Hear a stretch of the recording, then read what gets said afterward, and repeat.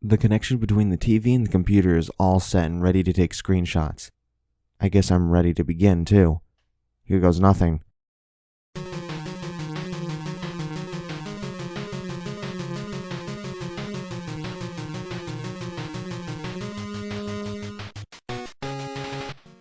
Okay, the opening screen looks the same. If this is like Zach's game, there won't be anything noticeable until the first boss fight, but I'm gonna be disappointed if this whole thing ends up playing normally. Only a few seconds in and I already noticed that something's off. I almost didn't notice, but the last game option is gone. I don't know why, as it usually would have done the same thing as new game, but... Oh god. I really hope this doesn't mean I can't save. I don't want to play this entire game in one sitting. Maybe the world titles will work as passwords or something? I have no way to know until I start playing. It skipped the solar system intro entirely. That's a shame. I liked hearing the music. What is this? This isn't what Earthboard is supposed to look like, and I don't have Godzilla or Mothra. Holy shit. Looks like I don't have to worry about seeing anything new. Nothing in this screenshot was in the original game besides the life meter. I don't think any of it was in Zachary's playthrough either. The only other thing that seems to have remained the same is the music. My lone playable character is this dinosaur. Since the meter refers to him as Godzilla, I assume this is him prior to getting mutated, so no heat beam. Yet. It can only attack by punching and biting. There isn't much in this jungle aside from other dinosaurs. The pterodactyls dive bomb me when I get close. Most of the others either attack or run away. Sometimes when I kill one of these I get a health power up, which looks the same as the original. It's a short level. I got to the end in less than 2 minutes. I'll try the blue and yellow icon next.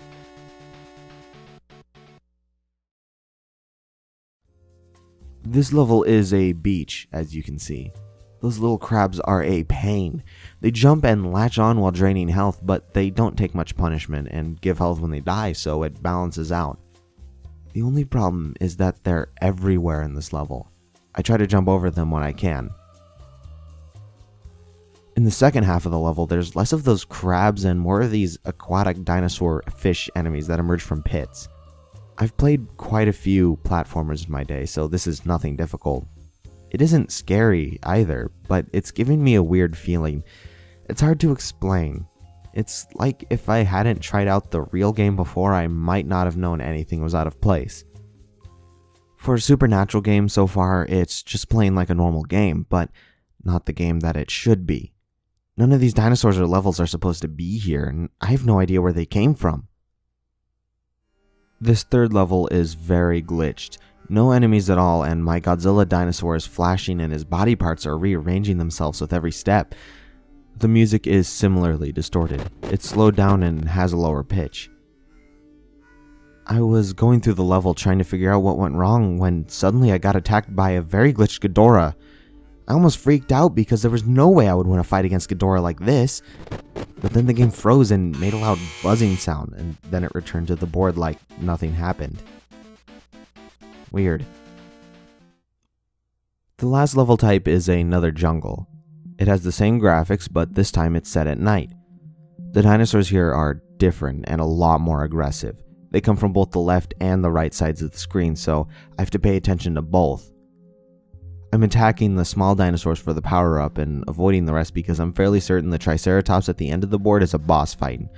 I don't know what to expect from it, but I don't want to be low on health. The level is longer than the others, and I notice a strange kind of teamwork occurring with the enemies. The blue raptors will follow my dinosaur around and keep jumping at him, knocking me back into the path of the larger dinosaurs.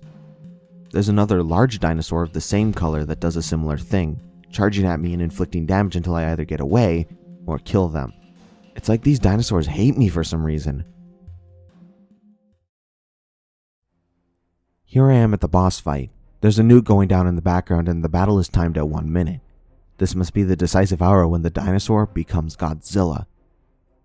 I guess this Triceratops must be the strongest animal on the island. A rival. I better take him down now or else a very different king of monsters will arise. He doesn't have much attack variety. He seems to be limited to charging. I jump when he does it and then assault him with everything that I got, which isn't much. He went down with only 4 seconds to go. No time to outrun the bomb, but it seems like I wasn't supposed to. A cutscene starts to play.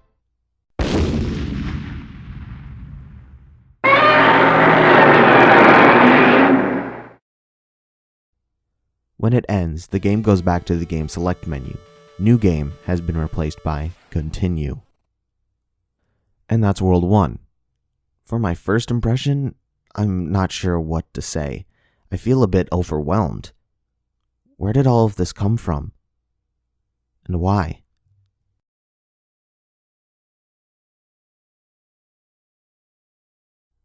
I'm not sure what to think about this game. I sent my Chapter 1 write-up to Zach to get his thoughts on it to see if he could give me an insight onto what it was doing. I told you before, I don't know how the game does these things. If you're suggesting I put these graphics in the game myself, you're mistaken because this is the first I've seen of any of it. It looks like the game has recreated itself again since I played it. That's not a good sign. Not a very helpful response, but oh well. I don't know what I expected him to say anyways. As for the game, I'm heading for World 2 today. It's called Gelid. No more actual planets? And here's the Gelid board. I'm glad to see that I have Godzilla. There's quite a variety of levels here. That evil looking symbol at the bottom right must be my exit. I hope I don't meet up with Red in there. By pressing select on the level icons, I discovered that these levels all have their own names, which are Tundra, Ice Cave, Isolation Zone, Lost Way, Temple of Silence, and Sin. The first two sound reasonable enough, but the others? I have no idea. I'll start with the Tundra level. The Tundra is about what I expected. Godzilla plays like normal, but he moves slightly faster, which is nice. The music here is a new track, which has a subtle yet foreboding vibe to it. It has a definite wintry sound and seems more advanced than the usual NES music.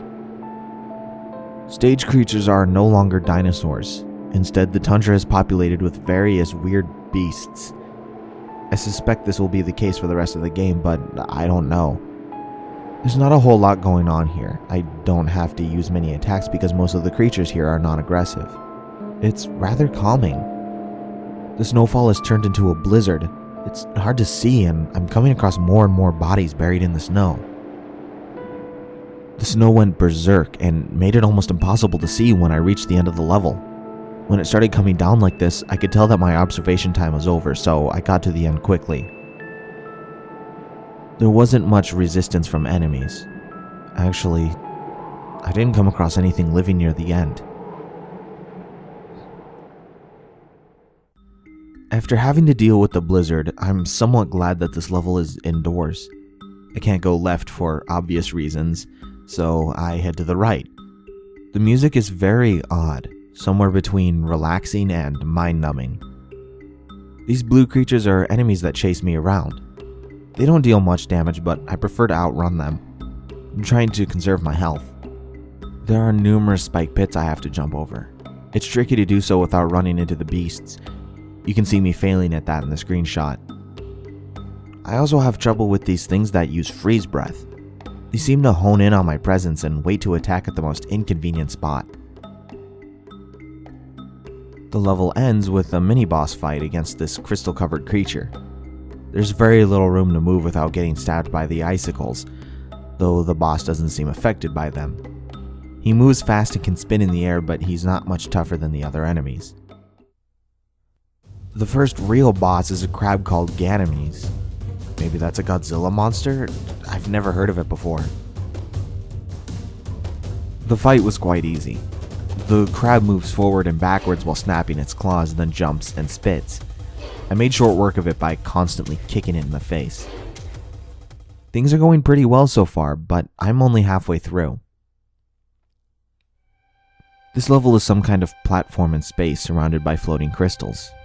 Very slow, lonely sounding music is playing here.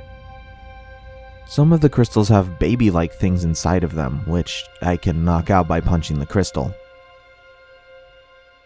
When I punch an empty crystal, it takes me to a small boxed-in area. I went into 4 crystal rooms. The first was the screenshot above. The second was the same, except the room was empty. The third sent me to a frozen corridor where I had to run past snake monsters that emerged from holes in the wall. The fourth sent me to this little character. I walked up to him and a text screen came up. He had something to say. The first man to walk on the moon was Ezekiel Zanderfruit. Citation needed? No, seriously, I don't get it. And that was the end of the level, apparently. Another boss fight. This time the opponent is a giant turtle called Cameo Boss. It's slower than Ganymede's and doesn't have any ranged attacks, but it's more damage resistant and doesn't seem to move in a set pattern. Sometimes it extends its neck out to bite me, but it's easily avoided. I'm getting a little concerned by how low my health is. I can only hope the game increases my life meter soon. Lost Away is also a floating level like Isolation Zone, except with a cloudy background and numerous platforms. The music is gentle and calm. It sounds like a lullaby. I proceed in the direction of the arrows, though I would have gone to the right anyways. This level has me on edge because I can't always tell if I'm going to land on a platform when I jump or if I'll just make Godzilla fall to his death. It might seem like the platforms are densely packed from the screenshot, but it's more like there are clusters of platforms throughout the level, some of which have wide spaces in between them. I'm having to make many leaps of faith. There are plenty of creatures here, some of which are enemies from the previous levels. Among them is the Ice Breather. Damn it! It's easier to get rid of them here than it is in the caves because I can make them fall off the blocks. I kill all the Ice Breathers I see to prevent them from freezing me mid-jump. After wandering around for a few minutes, I found this platform of gold blocks that moves up and down. It takes me down to an area with a blue dinosaur. Why is everything blue and gelid? Which I thought was an enemy at first, but instead of attacking, it started following me around. As the dinosaur and I march on, we see many other creatures wandering around, looking just as confused as us. That's when I realized that the arrows don't actually lead anywhere. They're intended to lead the occupants of this place into dead ends. So now I'm going to ignore the arrows and instead look for the gold blocks. I've got no idea which direction the exit might be, but I have a hunch that those will lead me to it. There's also something that looks like a floating blob of snow. I don't know what that's about. After using 2 more gold elevator blocks, we found this little guy who spoke. I felt sorry for the poor little what's-it, so without even thinking about it, I blurted out, "Sure." He responded to what I said, and that freaked me out. I hadn't pressed any buttons or anything, but Yusal heard my voice. Somehow.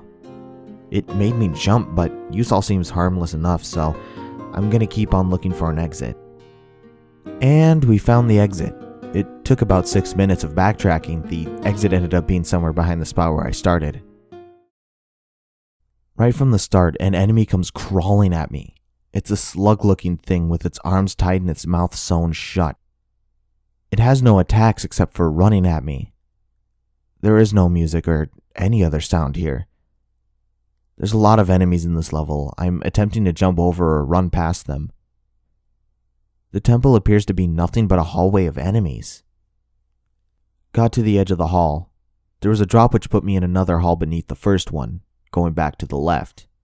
I don't have a lot to say about this level except that it has some damn strange looking enemies in it, and the complete lack of sound gives me an uncomfortable feeling, not to mention the statues. Here I am going through the end of the level. Lots of those ugly multi-face headed things are floating around. And that's the last of the gelid levels. Well, almost. I've still got to get through Sin. Before I dive in there, I'm trying to figure out what this might be. The name is very vague, but suggests that it will be something unpleasant. The level icon doesn't give me any hints. Yeah, I don't know. Here goes nothing. It's a boss fight! I should have known. As soon as I heard the music, I could tell it would be a boss. I got up close and heat beamed, but he kicked me. It didn't do much damage, but I've only got 4 bars left, so I can't take too many hits. I try to run up and hit him, but he just smacks me aside. If I'm too far away, he starts using a freeze beam out of his eye.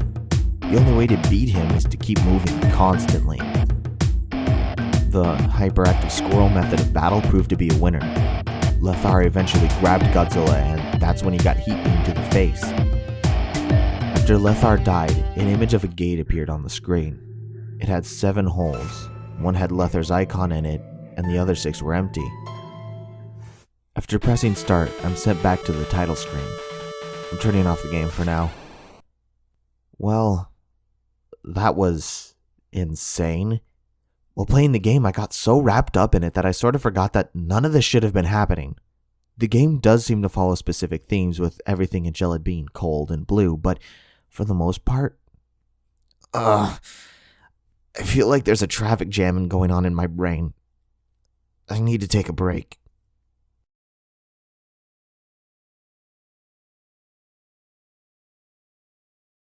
Instead of immediately heading into World 3, I've decided to play around with the password screen today.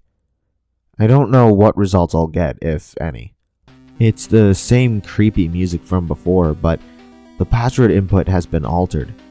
Left, right, and end characters are gone. B and A move the second selector around while start inputs the code. There's a new icon in their place, which is in some language I haven't seen before. First, I'll try the world names from Zach's playthrough. Pathos didn't work. Trance also didn't work. Dementia, nada. Entropy. Screen turned white for a second, but then went back like nothing had happened. I entered the code again and it was rejected. Extus. Nope. Zenith. Didn't work, but I'm not sure if I wanted to go there anyways. So I can't access any of the worlds that Zach did. Not only that, I can't even get into the worlds that I've already played. Gelid didn't do anything either. That leaves trying passwords from the original game and guessing. I'll have to Google search to see what those were. The sound test and destroy all monsters codes both worked. The CD player guys don't do anything as far as I can tell. The sound test is only playing songs that I've heard in the game so far. It probably updates the song library as the player progresses. The destroy all monsters code sends me to this area where I'm a robot that uses a club to kill little monsters. There's no health bar, time limit, or anything. The password music plays in the background. This made me feel uneasy, so I didn't play it for long. Now that I've gone through all my other options, I'm going to see what that new language icon does. Whoa. I don't understand this at all. I'm glad I still have the option of going back to English, but first I'll try to input a password and see what happens. To my surprise, that random input got a result. Another odd game. The only objective is to get blood samples from each of these monsters to put in the beakers. I don't know what that 120 means, but it was there the whole time. After doing so, it goes back to the password screen. I tried another combination and got yet another little game. How many games are in this thing? This time I'm a little yellow mouse in a rowboat on the ocean. Just swimming along. Row, row, row, why did everything go dark? How was I supposed to avoid that? I input the same code trying to start over, but it didn't work this time. So much for that one. I'll try one more. I have no clue what's going on here. Maybe it's a race, but I don't seem to be getting any closer to anything. When I backpedal, the flying thing follows me. I rode around for a few more minutes, but nothing else happened. These password games are interesting, but fruitless. There's still one word I want to try out though, but I'll need to go back to the English screen. And it had a result. Now I'm intrigued. It looks as if this might give me some answers as to what this game is about. What really caught my attention was the blood red text stating, "Do not redistribute this cartridge." Clearly, someone did not want this game being passed around. Well, it's a bit too late for that, but as the current owner, I really want to know why it shouldn't be redistributed. God damn it! Just when I think I'm getting somewhere, it wants another password. What does this thing need authorization for? What the hell is a Transcendence project? I guess I won't be finding out. At least not right now. Maybe another creature will give me the authorization code.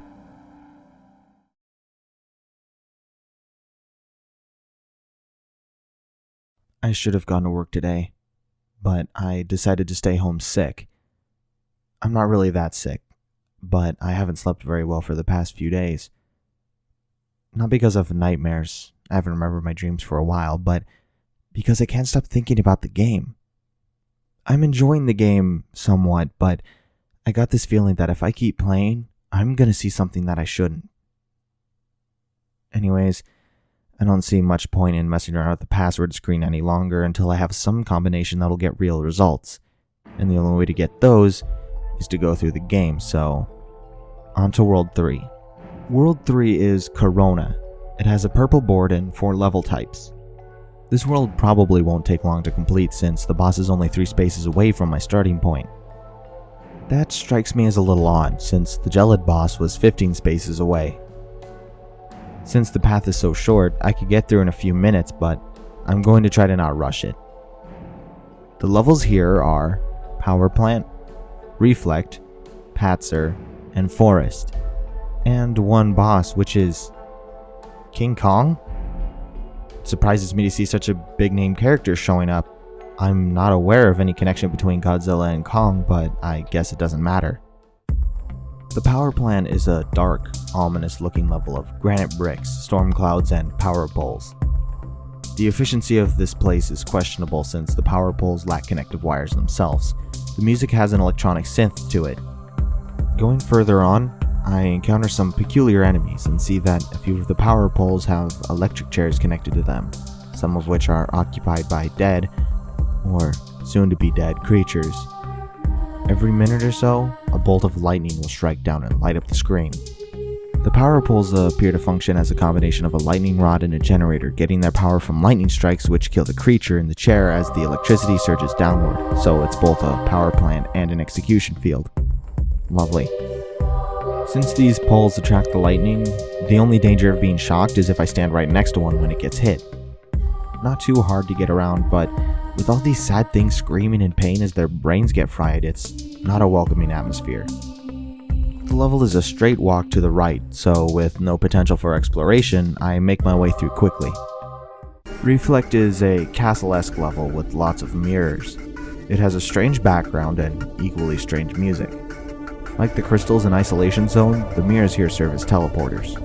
It takes some guessing as to which mirror to go through, but the level doesn't seem very large. I can only hope that I'll be shown some indication that I'm progressing towards the end instead of going around in circles. The mirrors are different from crystals in that the creatures can come through the mirrors at random. Usually it's those little flying creatures made of broken glass. I hate those bastards because you take damage if you touch them. While traversing, I found another creature that talks. I tried to get it to tell me a password, but it was too preoccupied. It took a little while, but eventually I got to this mini-boss, who I assume is guarding the exit. He moves quick, but he can't do much damage. I've got the advantage this time since there's a lot more space to move around, so his lightning bolts are easily avoided. What do we have here? Ah, Rodon! A monster I actually recognize! That's great! I can't wait to test him out. I just remember I haven't fought King Kong yet. I'm tempted to use Rodon, but I'll use Godzilla for this one. I don't know what to expect.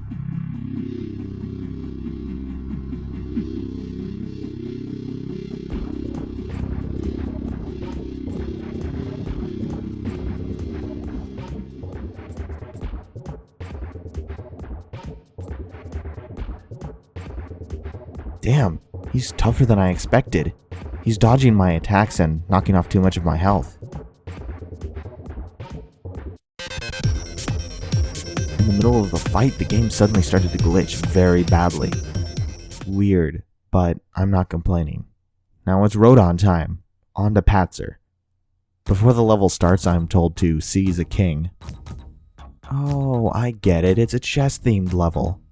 It doesn't involve actually playing chess, though. That's a damn good thing because I haven't played chess in 8 years. Rodon's a great addition. Does almost everything Godzilla can, and he can also fly. It's only my first impression, but he seems like a promising character, and I'm sure the flying will come in handy later. As for the level, the black and white chess guys can't pay much attention to me since they're also fighting each other, so that makes flying around and looking for one of the kings simple. I don't think it matters which king I get, so I'm just gonna go after the first one I see. Ah, there's one. So I go up and hit him, and the level ends with another info screen. That's great for the black team. I'm glad that level's over because it was starting to mess with my eyes. Let's see what the forest is like. Yep, looks like a typical forest level. The music is unnerving. Going to the right, as usual. Out of nowhere, these huge bat things start dive bombing from the trees.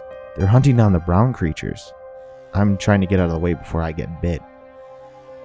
I got away from the sideways mouth bats.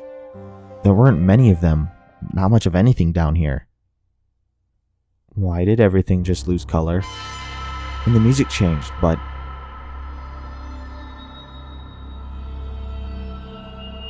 You don't belong here. Leave.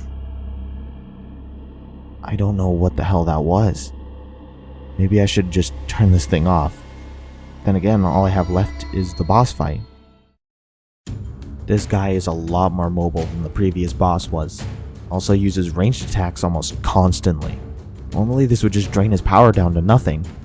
Except that he can go up to the top of the arena and get hit by lightning and then become recharged. I can get in some easy hits while he does this, but once he gets powered up, he immediately does a lightning attack that fills the length of the screen. He doesn't seem to have any attacks other than lightning, so I just wait for that power meter to go down and then hit him with everything. It's just a matter of time. And with one good kick to the face, he's done. I don't know why, but for some reason it feels good to see another symbol in that wall.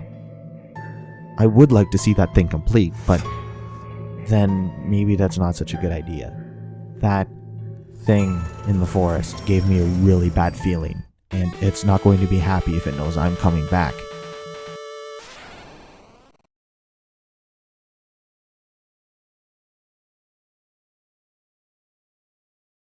I'm still having trouble getting to sleep. Ever since starting the game, I've had this weird anxious feeling like I need to be ready for something. I'm not entirely pleased with what I've seen. That gray creature gives off a very bad vibe, but I'm not ready to quit just yet. World 4, Amorphous. Amorphous has a green board with 4 level types: Ruin, Falls, Reef, and Depth. Ruin is a level of flooded temple ruins. It has a dismal atmosphere to it. Some of the platforms sink into the water after being stepped on. I don't know if the water is harmful or not, but I don't want to chance it. I've noticed a pattern.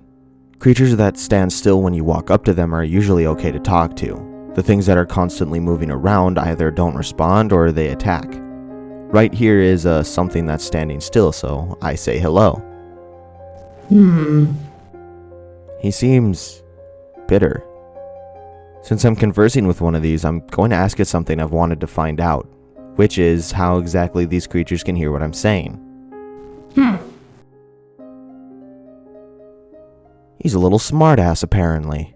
I doubt he'll be saying anything useful, so I'm moving on.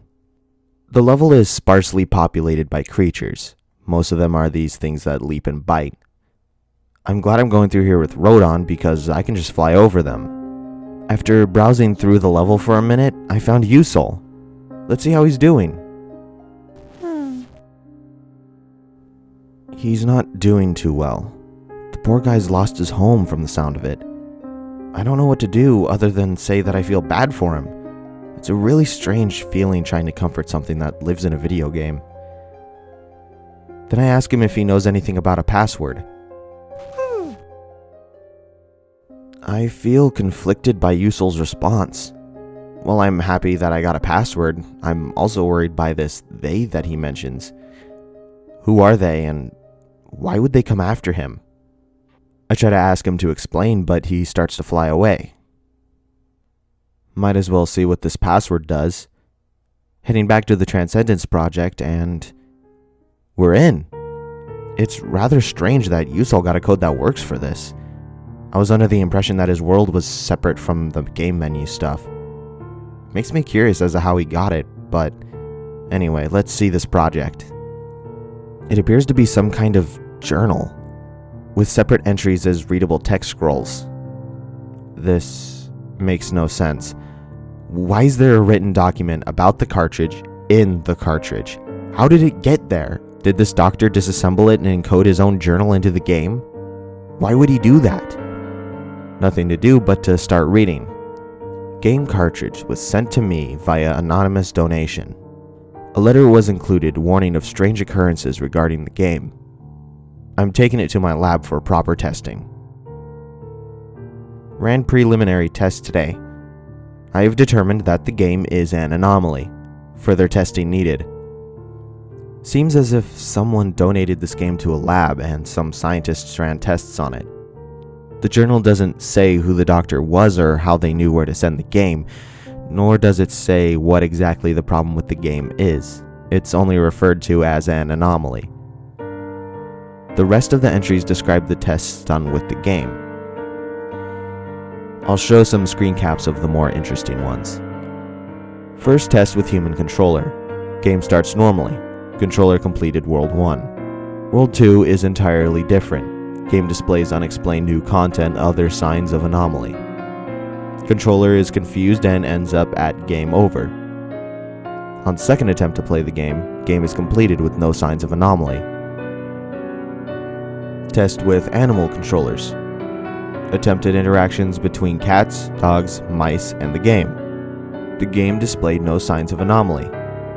Conclusion. Game requires human connection to generate signs of anomaly. Two-person interaction. After several attempts, interaction between two people and game anomaly appears to be impossible. Game is somehow aware of more than one person watching at the same time. If this happens, anomalies will not occur. Conclusion, game anomaly requires a connection with a single human. Interruptions cause connection to fail. Second controller test, continued. Controller 2 is progressing through the game without interruption. Anomalies have occurred. Most notable is that Continue 2 recognizes things from his early life. Controller 2's game is largely different from that of Controller 1 and preliminary. The only constant appears to be the presence of Godzilla monsters within the game. Transcendence. The game anomaly appears to create a connection between a human and another realm with a kind of connection to that person. I believe there is much to be learned through these interactions. I have classified my notes as Transcendence Project, and I hope to discover more of the game's secrets.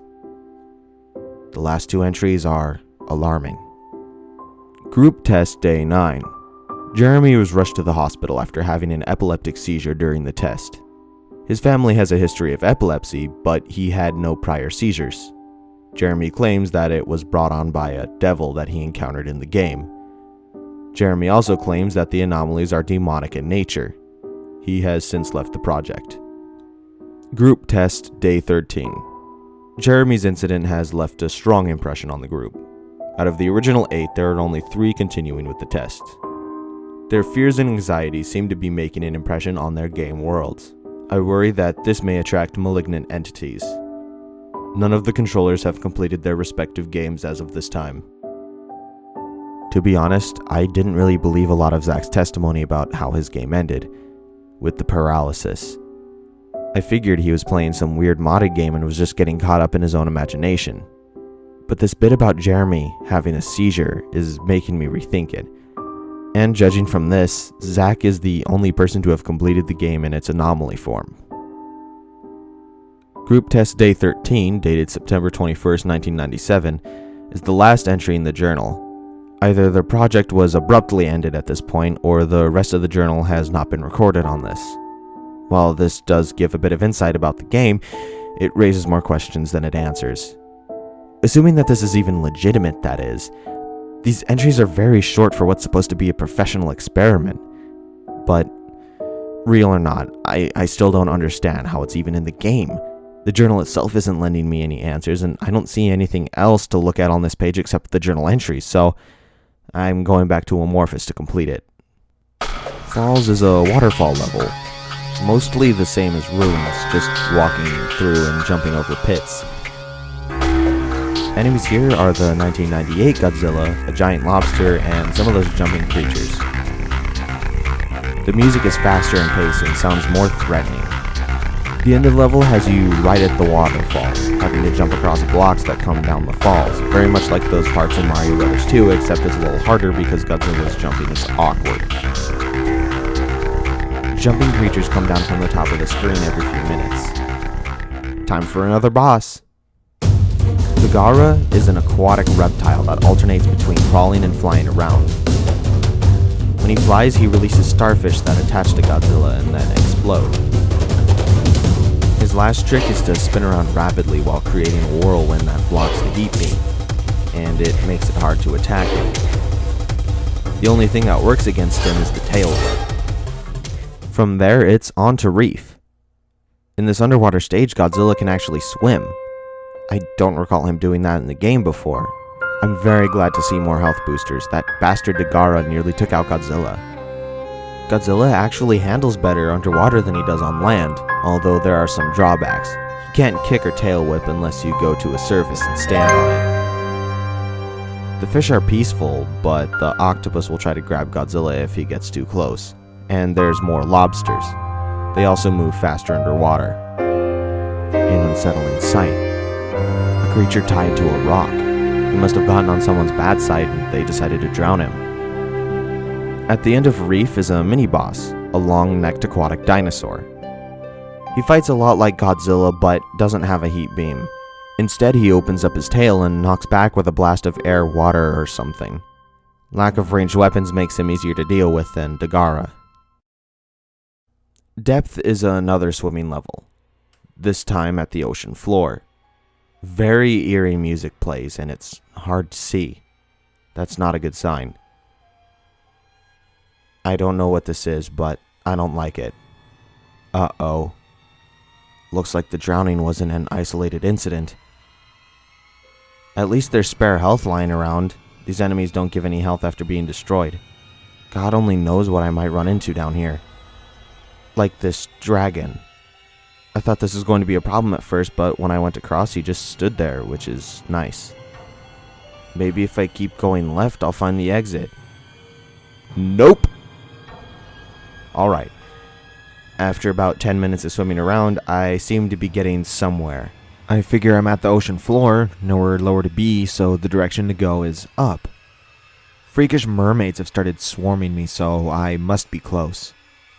Going up led me out of the depths into a waterfall stage. This one is set at night. I ran into this green character and then this happened.